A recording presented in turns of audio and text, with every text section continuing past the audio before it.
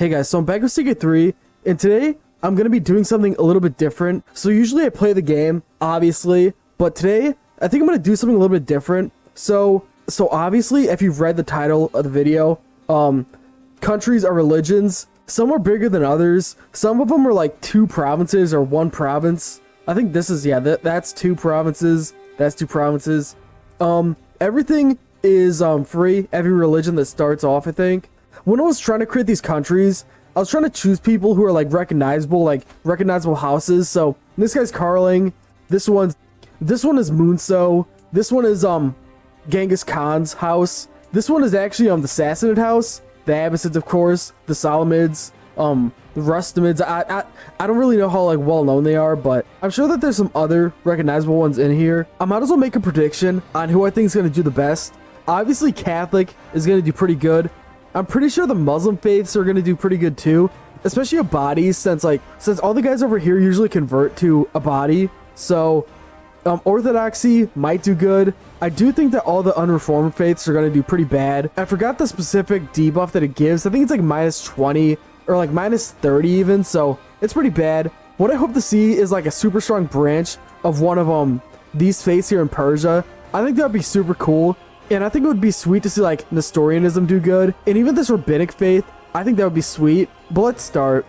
So I just realized that I completely forgot to record audio for this part. So I'm just going to go over it real brief. So originally I was going to stop 50 years in, but I was doing something. So it went 120 years instead of 50. So I'm sorry about that. But looking at the map, it looks like Russia is pretty big here. And they did convert to Catholicism. It looks like they also lost Poland and Bohemia somehow in their succession, which sucks for them. The HRE is huge. The HRE lost a few people in Burgundy and southern Italy and England here, which is bad for them. I don't know how they're going to do. Scandinavia fell apart also, and Norway's free. The big giant Tengri guy that I made has completely collapsed. Tataria is pretty big though, but it isn't as big as it once was. Ajuran somehow converted to Tengrism. I don't know why they did that. They did reform their faith, so I don't know how that happened, but that's bad for them, honestly. Let's go another 50 years and see what happens. Alright, it's been 50 years, and things have changed a little bit. Russia is like the PLC with a little more extra land here. They're huge. I'm actually kind of impressed on how well they're doing. I don't know if they're going to continue to do this well. This guy's 79.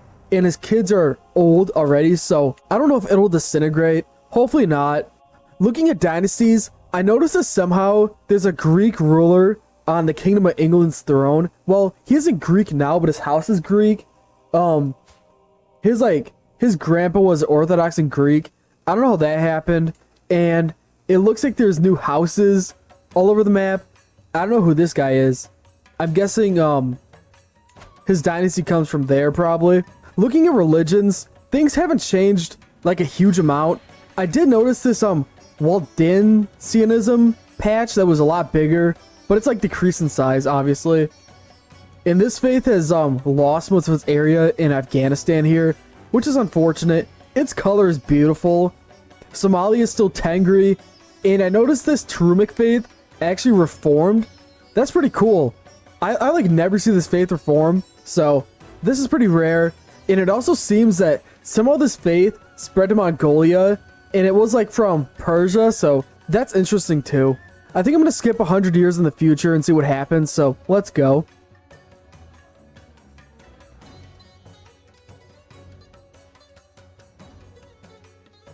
Here we are in 1171. So, looking at the world, the most obvious thing is that Russia's no more, and it's been gobbled up by Bjarmaland and the HRE. The HRE itself is not doing the greatest either. It looks like Poland took a few things from them, and the British Isles are free besides like most of Scotland.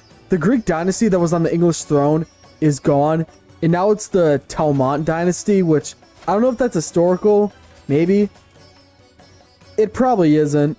Looking at things, the Abbasids are like slowly expanding. If they take this duchy here, they're going to be huge. And their lane's gonna be all connected, so that'll be pretty interesting to see if it actually happens. Other than that, Scandinavia has reunited somehow under the Munso dynasty still, and they're bigger than ever with Ireland, pieces of Scotland and Iceland up here, so that's pretty cool.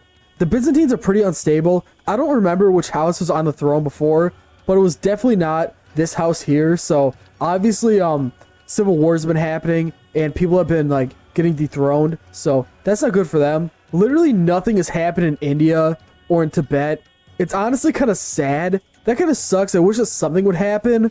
It does look like the Zoroastrian faiths are doing amazing somehow. Like this one has spread in the steppes here and like in the stands, I guess, and this one has spread in Mongolia, and this Tarumic faith is doing pretty good also. It's still thriving. Catholicism obviously is the biggest religion by far, and if I had to guess, probably Ibadism is second, then third is probably Ashari. So let's do another 50 years. By the time the Mongol Empire should be like just starting out, so that'll be pretty interesting to see, but let's go. So it's been 50 years, and now it's 1220, and obviously the thing I'm going to talk about the most here is the Mongols. So let's start off with the small things. So looking at Iberia, the Mozarabs have like dominated Iberia here. There's still Muslims here, but the Mozarabs like dominate the peninsula, which is pretty interesting.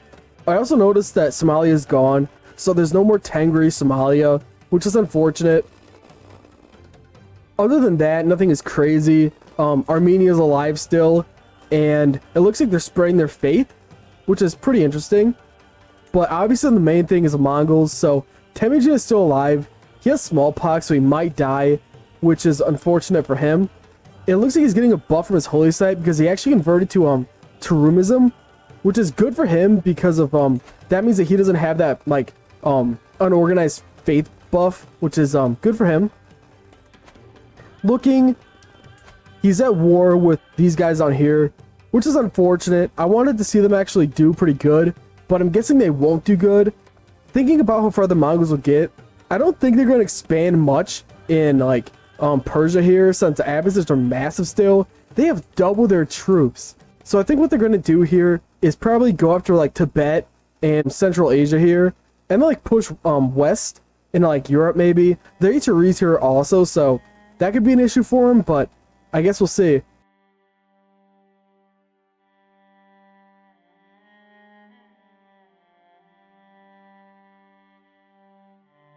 I'll just admit right now, I was completely wrong on my prediction. So obviously the Mongols took over the Abbasids, and they did a lot more than that. They took over the HRE, and they took over this piece of France. And now the super rare tag exists, the Togskull Khanate, which usually I see happen in Italy, but it owns the northern piece of France, and it owns Venice for some reason, which is pretty cool.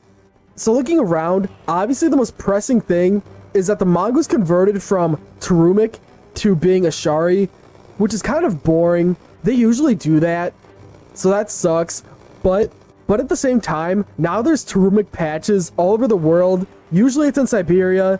Now it's in Normandy, in Somalia, and in Yemen, which is pretty interesting. So what I think is going to happen here is that Ashari is probably going to win this by a landslide, especially now since they have a huge foothold in Catholicism, and like they own a huge portion of land now from, you know, Mongolia to, you know, Morocco. So I think that Ashari is going to be number one. Abadi might be number two, then Orthodoxy in three. That's what I'm thinking right now, but let's go 100 years in the future and see what happens. Another thing I should bring up is this kingdom here, the kingdom of Jesus Christ. I cannot say that name, but this is pretty cool. I don't think it'll last long. Yeah, it probably won't, but it's cool for now. It's 1346, and I'll just admit it, I was completely wrong on my predictions. So every single Mongol influence in Europe is basically dead, besides Brittany and this piece in Bohemia, I think it is. So I definitely think that Catholicism is going to win this. They have a ton of counties, even when compared to Ashari. Sure, they gained a few counties, but it is nothing compared to like the huge sea of white here. So looking at the hordes, the old Khanate's dead. The Brune Khanate is ruled by a Salamid, and it's Coptic now, so it's basically over. The one in France obviously is dead, and the one in Germany is dead also. The Golden Horde is still around somehow. Usually they're the first ones to go, so that's surprising. Chagatai is still there, and the Mongol Empire is still there. Looking at religions, Turumic is doing great. If you told me that Turumism would do this good at the beginning of the video, I would say that you're lying to me, but somehow it's done amazing. Apostolic is basically dead. It's been pushed out of Armenia here, so that's unfortunate for them.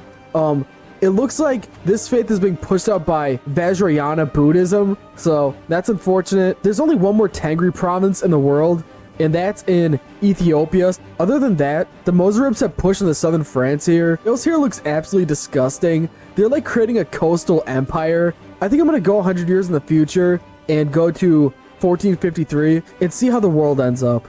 And here we go. So, looking at the world immediately, I noticed this huge Sin Empire, which unfortunately took out the Gyo-Marthianism faith, which sucks. I really wanted to see it like thrive, but it's too late for it.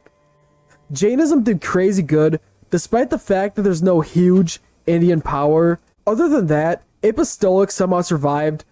Looking at other things, Mozarabism is being taken out slowly by Catholicism, and this Muslim faith is being pushed out of Iberia, and it's going to North Africa, so that's cool. Orthodoxy has basically done nothing the entire game. It's gained Italy and, Romania here and, like, parts of, this area here, but it's basically done nothing, which is pretty normal for the Byzantines. And Coptic is being pushed out and destroyed, which sucks. I'm actually surprised at how disunited the world is. Usually by this point, there's like, 20 huge powers on the map, but it's not really the case, especially in Europe. It is a disaster here. Wales is pretty nicely sized. Somehow this empire made a comeback, even though it was only in like northern France, so that's cool. This peasant kingdom is still here, and Scandinavia is probably the biggest European empire, besides Wales and the Byzantines, obviously. Looking in Africa, the most impressive guy is probably Ghana, who's facing a civil war, and this like Somalian Arabian nation here. Hussein is doing pretty good. It has almost 200k troops, which is 40k more than the Byzantines, and it's also ruled by somebody from the Abbasid dynasty. Chagatai is doing okay. The Golden Horde is basically on its way out, and the Mongols are, being the Mongols. So, yeah. If you guys have any other ideas for videos, just let me know. And thank you for watching.